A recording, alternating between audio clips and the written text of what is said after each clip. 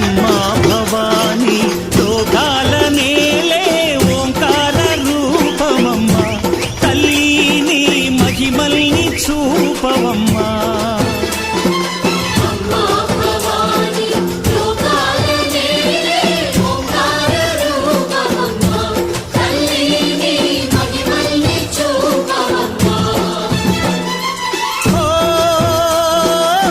సృష్టికే దీపమా శక్తికే మూలమా సింహరథమే నీదమ్మా అమ్మ దుర్గమ్మ భక్తులను దీవించుమా